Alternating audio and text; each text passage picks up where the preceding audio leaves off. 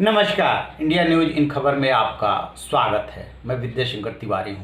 Corona संकट से उबरने के लिए प्रधानमंत्री नरेंद्र मोदी ने कल जो 20 लाख करोड़ के पैकेज का ऐलान किया था, उसकी तस्वीर आज वित्त मंत्री निर्मला सीतारमण ने अपने सहयोगी अनुराग ठाकुर के साथ पेश की। उसमें खास तौर से उस एमएसएमई सेक्टर पर ध्यान दिया गया है जिसमें कि 12 करोड़ लोग रोजगार पाते हैं और वो कह सकते हैं कि भारतीय अर्थव्यवस्था की रीढ़ है। तो आत्मनिर्भर भारत और आत्मनिर्भर भारत कैसे बनेगा, इसकी तस्वीर उसमें देखने को मिल रही है कि क्या क्या किया गया है। तो एमएसएमई में जो है सबसे पहले जो माइक्रो लेवल की इंडस्ट्री आती है और स्मॉल आती है और मीडियम आती है, उसकी परिभाषा चेंज कर दी गई है। और उसी के तहत परिभाषा चेंज करने के साथ ही क्या क्या किया गया है, उसके लिए एमएसएमई के लिए 6 कदम उठाए गए हैं। उसमें ये किया गया है कि सबसे पहले तो 3 लाख करोड़ का लोन दिया जाएगा और ये माइक्रो इंडस्ट्री के लिए जो 25 लाख की लिमिट थी उसको बढ़ा करके 1 करोड़ कर दिया गया है और स्मॉल इंडस्ट्री के लिए 10 करोड़ का निवेश कर दिया गया है और उससे ऊपर के लिए 50 करोड़ तक का उसका कारोबार किया गया, यानी कि ये स्मॉल के लिए है। और ठीक इसी तरीके से मध्यम के लिए 20 करोड़ और 100 करोड़ के कारोबार की मंजूरी दी गई है, यानी कि निवेश की सीमा 20 करोड़ रखी गई है और उधर टर्नओवर 100 करोड़, यानी कि तीनों की परिभाषा ही बदल दी गई।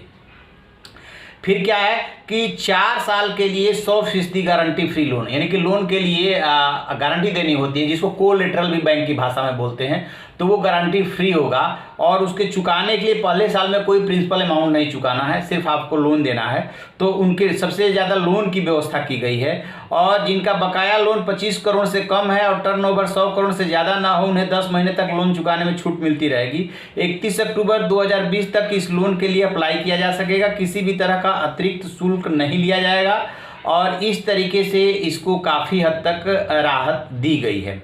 और यदि इसी क्रम में और आगे बढ़ते चले जाइए, सिर्फ यदि हम अभी इंडस्ट्री की, इंफ्रास्ट्रक्चर की, क्योंकि आत्मनिर्भर भारत में जो बहुत सारी बातों का जिक्र है उसमें ये भी है कि कैसे जो है इंफ्रास्ट्रक्चर सिस्टम, डेमोग्राफी और डिमांड पे ये पूरा सिस्टम खड़ा होगा, कैसे इसी क्रम में ये भी किया गया है कि 200 करोड़ तक का जो भी ठेका होगा उसमें जो है ग्लोबल टेंडर आमंत्रित नहीं किया जाएगा ताकि देश के लोगों को बढ़ावा मिले।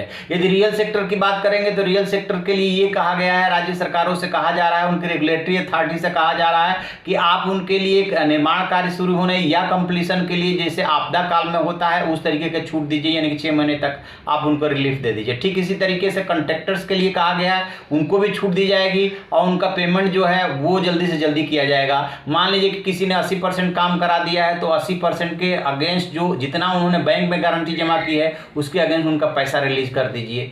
तो ये सब जो है इकोनॉमी को बूस्टअप करने के लिए इसमें बहुत सारे ऐलान किए गए हैं। अब जो सेक्टर को पकड़ा गया है उसमें एमएसएमई के लिए 6 ऐलान किए गए हैं, एनबीएफसी के लिए 2 ऐलान किए गए हैं, एमएफआई के लिए 2 ऐलान किए गए हैं, डिस्कॉम के लिए किए गए हैं और रियल सेक्टर के लिए और टैक्स से संबंधित किए गए हैं। तो मिडिल सेक्टर, खासतौर से टैक्स को क्या मिला मिडिल सेक्टर को, उसके बारे में अलग से बात करेंगे। बट ये एनबीएफसी के लिए ये कहा गया है, एनबीएफसी क्या होती है, नॉन बैंकिंग जो कंपनियां होती है जो लोन देती है, किसके लिए, इंफ्रास्ट्रक्चर के लिए, हाउसिंग के लिए, वगैरह वगैरह के लिए, तो उनको 30,000 करोड़ रुपए गैर बैंकिंग वित्तीय कंपनियों की लिक्विडिटी की समस्या दूर करने के लिए दिया जाएगा। और इसी तरीके से जो एनपीए का शिकार हो गई है उनके लिए 20,000 करोड़ रुपए की अलग व्यवस्था की गई है। मतलब उसमें भी रिलैक्सेशन दिया गया है ताकि किसी तरीके से मार्केट में पैसा आए। जो पावर जनरेटिंग कंपनियां हैं उनको 90,000 करोड़ रुपए देने की बात है, और लेकिन शर्त यह है कि आप उसे नीचे के कंज्यूमर तक उसका फायदा देंगे। और इसी तरीके से पावर जनरेटिंग कंपनियों को बढ़ावा देने के लिए 90,000 करोड़ रुपया दिया जाएगा। डिस्कॉम यानी पावर जनरेटिंग कंपनियों को इससे फायदा मिलेगा। बिजली वितरण कंपनियों की आय में भारी कमी आई है, बिजली उत्पादन और वितरण करने वाली कंपनियों के लिए यह प्रावधान किया गया है।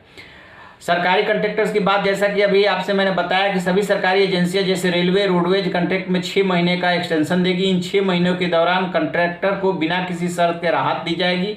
कॉन्ट्रैक्टर जो आंशिक सिक्योरिटीज देते हैं उसे उनके काम के हिसाब से भुगतान कर दिया जाएगा। ये सब इसमें इन्होंने किया है। अब ये देखते हैं, अभी एक प्रेस कॉन्फ्रेंस तो उन्होंने कर ली, इसके पहले 1 लाख 1,70,000 करोड़ का उन्होंने पैकेज दिया था। 1,70,000 करोड़ के पैकेज में क्या क्या गवर्नमेंट ने किया था? 5 किलो और 1 किलो अनाज, 6 किलो अनाज फ्री किया था। इसके अलावा उन्होंने किया था जनधन खाते में 3 महीने तक 500 रुपया भेजा था महिलाओं के लिए। इसके अलावा क्या किया था कि जो फ्री के अनाज के अलावा जो गैस है, LPG है, वो फ्री में 3 महीने तक देने का वायदा किया था, उसको पूरा भी कर रही है। जो मेडिकल स्टाफ है उसको 50 लाख तक का बीमा कवर दिया था। बहुत सारी घोषणाएं की थी, RBI ने अपने हिसाब से की है और आज का ये ऐलान हुआ। इसके बाद अभी जो है इसमें ये देख रहे हैं कि जो बड़े सेक्टर्स हैं उनका भी उल्लेख नहीं है। इसका मतलब उनके लिए हो सकता है कि अलग से पैकेज आए। अब मिडिल क्लास के लिए क्या मिला है ये भी बताएंगे सेपरेट में एपिसोड बना करके। अभी फिलहाल ये है कि सबसे ज़्यादा जोर MSME के लिए है और इसमें आत्मनिर्भर भारत की झलक दिख रही है। इसके पहले बता दें कि सुबह ही गृह मंत्रालय ने एक आदेश जारी करके क्लियर कर दिया था कि अब जो भी आर्मी और पैरामिलिट्री फोर्सेज है उनके कैंटीन में सिर्फ देश में बनी हुई चीज़ें ही मिलेगी।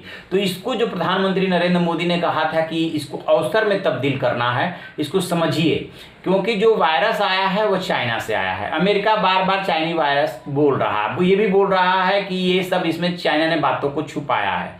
वो झगड़ा अलग है।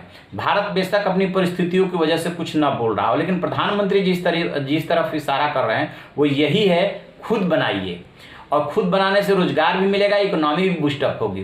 क्योंकि जो भारत PPE के लिए बड़ा शुरू में शोर मचा था, PPE के लिए चाइना पे डिपेंडेंट था या दक्षिणी कोरिया पे डिपेंडेंट था, आप कह सकते हैं मास्क के लिए डिपेंडेंट था, वो भारत आज 2 lakh PPE, 2 lakh N95 mask प्रतिदिन बनाने लगा है। तो वो उन्होंने इसमें दिशा खोजी है कि हम आत्मनिर्भर बन सकते हैं, इससे दोनों को फायदा होगा। देखते हैं अभी और क्या क्या ऐलान होता है। जैसे कोई अपडेट मिलेगा हम आपको बताएंगे। आप देखते रहिए हमारा डिजिटल चैनल इन खबर। Thank you. इन खबर चैनल को सब्सक्राइब करें और बेल आइकन दबाना ना भूलें।